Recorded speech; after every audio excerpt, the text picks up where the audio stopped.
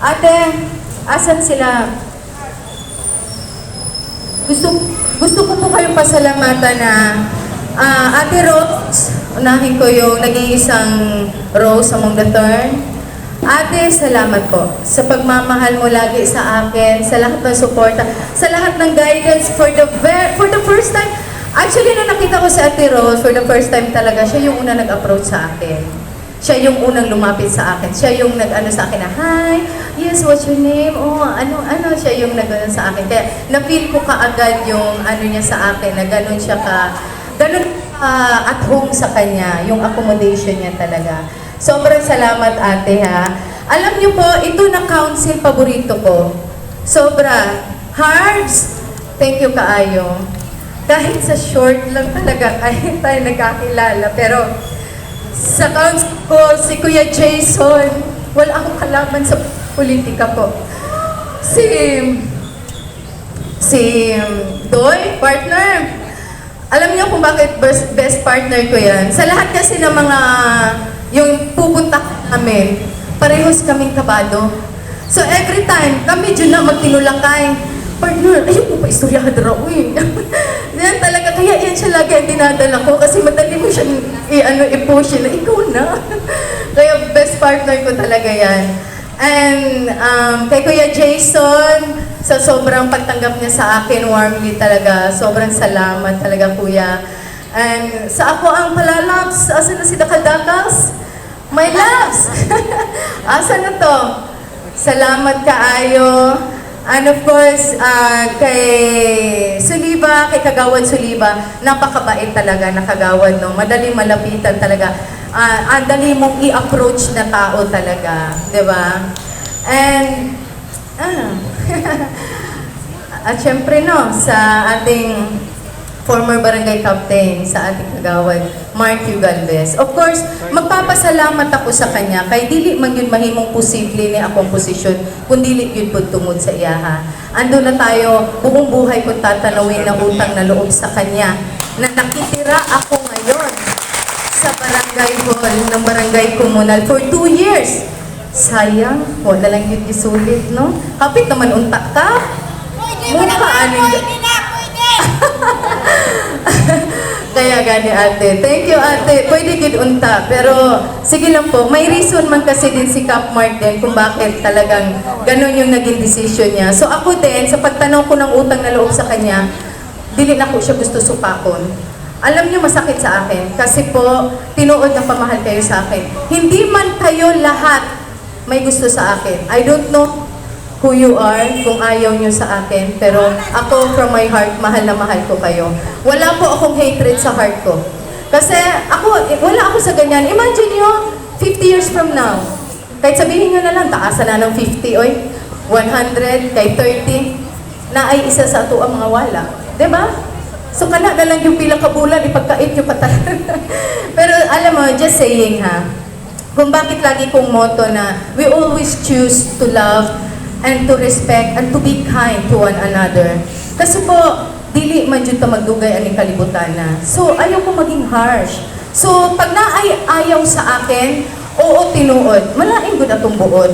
Pero ayaw ko magtanim ng galit. Nasasaktan ako, of course. Tao lang ako. Umiiyak ako, yes.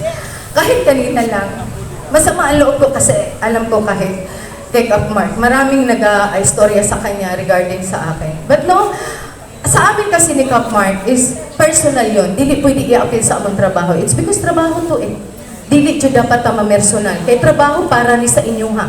Para sa katawhan, dili ni para sa amo ang duha. So walay labot ang masking sikin sa inyo nga mo interfere o mag-istorya o lain. Dili po ta pwede mahimong one-sided. Maminaw mo sa iyaha, that's okay. Maminaw mo sa ako, it's okay. Pero balag ko ninyo, dili ta ninyo pwede. Tunga lang yun. Dili ta pwede mo dapit. Kasi hindi natin alam ang magiging resulta kung naatay dapigan. Ibutang na to. Mudapit ta karon. Ako, I have nothing against with Cap Mark. Sabi ko nga, sobrang thankful and grateful ako kay Cap Mark. Sobra yun. Ang akin lang, ayoko yung may maghatod og istorya. Si Cap Mark medyo may pagka-one-sided. Pag siya na ang nakadungog, mo backfire mo istorya na dili ano. So yun ang ayoko. Kasi ako, kahit ano, regardless sa mga istorya sa gawas, ayoko din na maabot sa iyaha ang ingon ana. Ayoko. It's because ako, solid galvis man din ako. Andun yung pagtulong, andun yung pag-ano natin. Ano ba ang ginagawa ko dito? Sino ba ang naging dahilan kung bakit ako andito? Di ba po? So, speaking of, ako ang pinalanggang sekretary. Hindi ko makalimutan, siya talaga ang nagano sa akin na pugson jud ko nga mudagan. Kahit ayoko talaga. Kasi ako sanay ako sa tahimik, sa private ko na buhay, kumikita naman ko ako ng maayos. But alam nyo, ngayon, si secretary pa rin ang nag-ano sa kuha karon para to convince me to step down. But hindi niya kagustuhan actually ha. Parang siya lang ano kasi alam nyo, ayoko din, mga tao ko yan, sumaipit po sila. Pero thankful talaga ako sa lahat ng mga tao na andyan na nag-support sa akin. Sa kanila ha, actually sa mga staff and functionaries ko, ay Ate Yvonne, Heropin, and Sex, sa inyo, sa aking treasure, na pinalanggat akong treasure talaga, sobrang grabe ka warrior na, dili dyan na gusto ang problema. Sobrang thank you. Sa aking BRK, Ate Yang, salamat kaayo. Sa mga staff ko, paano ko ba kayo maisa-isa? Basta yung mga nakikita ko, Joby Rose, thank you. Kasi yan, pag nag-absent talagang laging nag-update. Kap, absent sa kuha, kay nagsakit ko. In love kayo ko ron. Diba? Alam nyo, kahit sa mga ganyan na ano, naramdaman ko talaga ang respeto talaga, yung gano'n na feeling. Well, sabi ko nga, kung may mga ayaw sa akin, I really don't mind. Wala akong pakialam. Hindi ako nabubuhay sa mga taong ayaw sa akin. Mas nabubuhay ako sa mga taong mas mahal ako at gusto sa akin. Ano, ilan lang kayo mga kilala ko talaga. Pero sa kilala ko lahat ng mga coordinators ko. Mga coordinators ko! Mga ate ko, salamat kaayo ha. Salamat yun sa love ninyo, sa inyong suporta. From the very beginning yun, di ba? Ang inyong kato palang pagbaktas-baktas gunato, no? Ang ato ang mga na-exercise yun atong mga legs ato yun. Gamay yun ta ato. Sa ako ang, syempre, ako ang mga purok leaders. Of course, sa mga pro leaders ko, Kuya, hindi tayo madalas mag-meeting. Pero pag may gusto kayo, andun ako lagi sa side nyo. Kung ano ang gusto nyo. Pero this time po, alam nyo naman po na dili jud kaayo ko ka. Lahutay jud o lihok sa ako ang gusto. It's because andun tayo sa nakasanayan natin na nasusunod natin.